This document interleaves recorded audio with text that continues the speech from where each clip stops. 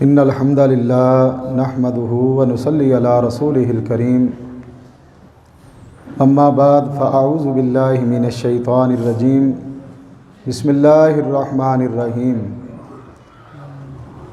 یا ایہا الذین آمنوا کتب علیکم الصیام کما کتب علی الذین من قبلکم لعلکم تتقون۔ روزہ اللہ رب العالمین کا فریضہ ہے اور اسلام کے بنیادی ارکان میں سے اہم ترین رکن ہے۔ روزے کی اہمیت کے بارے میں دو باتیں روزے دار کو ضرور یاد رکھنی چاہیے۔ ایک روایت میں اللہ کے رسول صلی اللہ علیہ وسلم فرماتے ہیں کہ اگر کوئی مسلمان جان بوجھ کر ایک روزہ ترک کر دیتا ہے،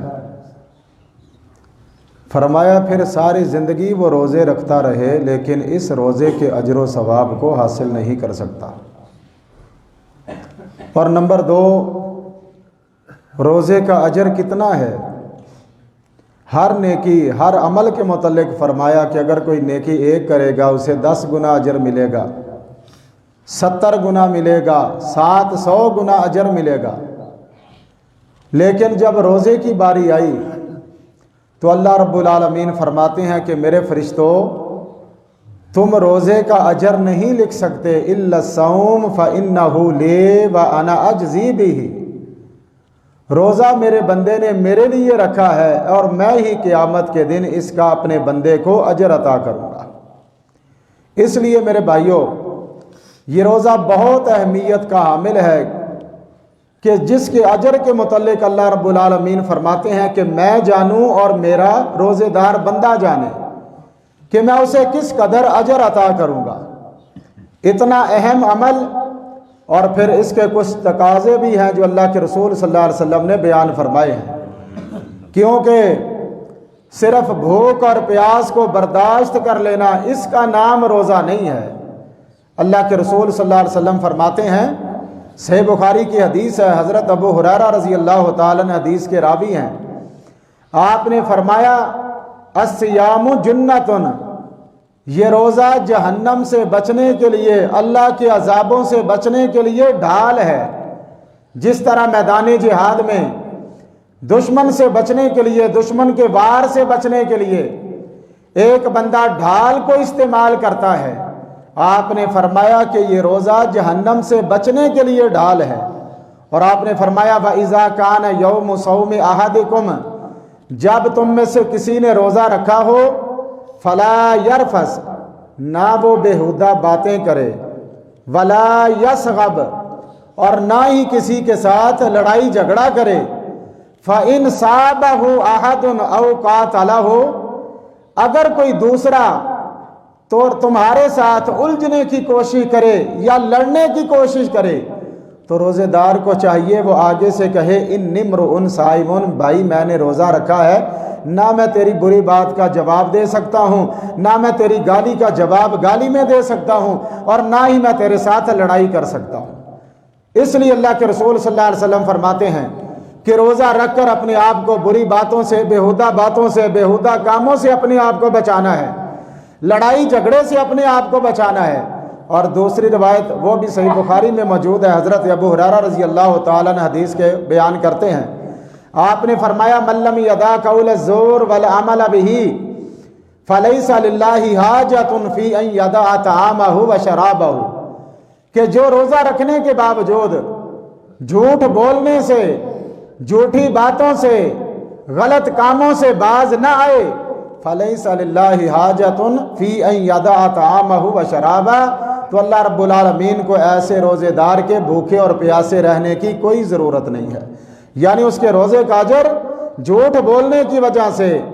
جھوٹی بات، جھوٹی گواہی، جھوٹی قسم اٹھانے کی وجہ سے، کسی کے ساتھ دھوکہ اور غلط کرنے کی وجہ سے، اللہ کے رسول صلی اللہ علیہ وسلم فرماتے ہیں کہ اس کے روزے کا اجر جو ہے وہ ضائع ہو جاتا ہے۔ اور سنن ابن ماجہ میں ایک روایت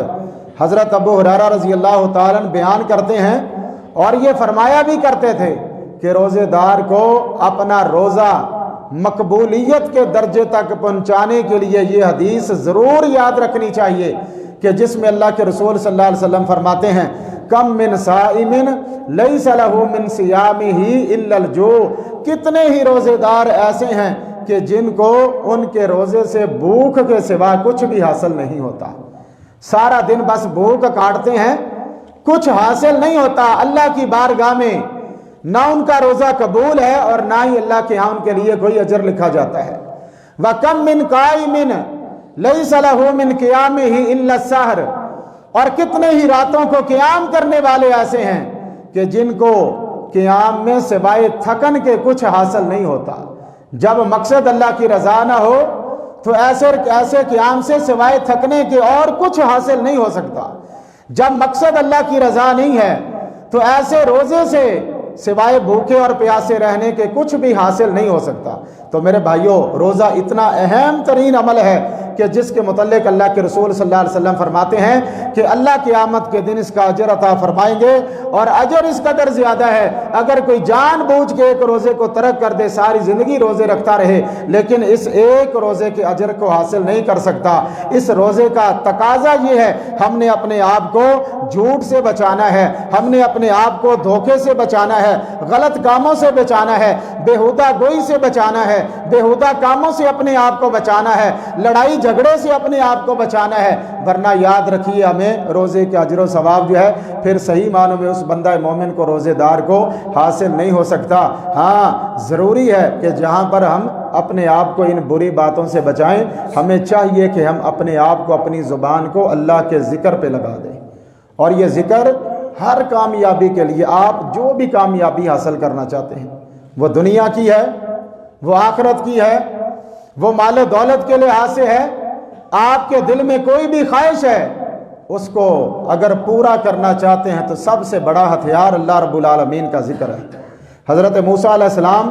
اور حضرت ہارون علیہ السلام جب دونوں بھائیوں کو اللہ رب العالمین نے فرعون کی طرف دعوت کے لیے بھیجا تو اللہ نے فرمایا تھا وَلَا تَنِيَا فِي ذِكْرِي، اے میرے نبیو میرے ذکر میں سستی نہ کرنا، پھر تمہیں کامیابی ملے گی۔ اور اسی طرح سورہ انفال میں اللہ رب العالمین فرماتے ہیں کہ ایمان والو، جب تمہارا مقابلہ کافروں کے ساتھ ہو جائے تو اللہ رب العالمین فرماتے ہیں اگر میدان جہاد میں کامیابی چاہتے ہو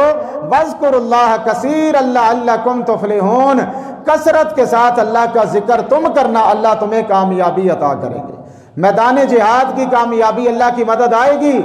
اللہ کے ذکر کی وجہ سے۔ اور اسی طرح اگر دنیا کا مال و دولت ہے، کاروبار ہے، تجارت ہے، کامیابی چاہتے ہیں، آپ رزق میں برکت اور رحمت چاہتے ہیں، اللہ رب العالمین سورہ جمعہ میں فرماتے ہیں فَإِذَا قُضِيَتِ الصَّلَاةُ فَانتَشِرُوا فِي الْأَرْضِ وَابْتَغُوا مِنْ فَضْلِ اللَّهِ، فرمایا کہ جب تم جمعے کی نماز سے فارغ ہو جاؤ، اللہ کی زمین پہ پھیل جاؤ اور اللہ کا رزق تلاش کرو۔ اور آگے کیا فرمایا؟ رزق تلاش کرنا ہے، اپنی دکان پہ بیٹھے ہیں، وَاذْكُرُوا اللَّهَ كَثِيرًا لَعَلَّكُمْ تُفْلِحُونَ، اللہ کا ذکر کثرت کے ساتھ کرنا ہے تاکہ تمہیں اس مالی معاملات میں، کاروباری معاملات میں اللہ رب العالمین تمہیں کامیابی عطا کر دے۔ اور قیامت کے دن کے متعلق اللہ کے رسول صلی اللہ علیہ وسلم فرماتے ہیں کہ سب سے بڑا عمل جو قیامت کے دن اللہ کے بندوں کو اللہ کے عذابوں سے نجات دلائے گا، فرمایا وَمَا مِن شَيْءٍ أَنْجَىٰ مِنْ عَذَابِ اللَّهِ مِنْ ذِكْرِ اللَّهِ، اللہ کے عذابوں سے بچانے والا سب سے بڑا عمل قیامت کے دن وہ اللہ رب العالمین کا ذکر ہوگا۔ اگر ہم اپنے آپ کو، اپنی زبان کو بری باتوں سے، بیہودہ گوئی سے بچانا چاہتے ہیں، جھوٹ سے، خرافات سے بچانا چاہتے ہیں، تو پھر ضروری ہے کہ ہم اپنی زبان کو اللہ کے ذکر پہ لگا کے رکھیں۔ آپ اپنی ڈیوٹی پر ہیں، آفس میں ہیں، اپنی دکان پہ ہیں، بازار ہیں، سفر پہ جا رہے ہیں، جہاں بھی ہیں،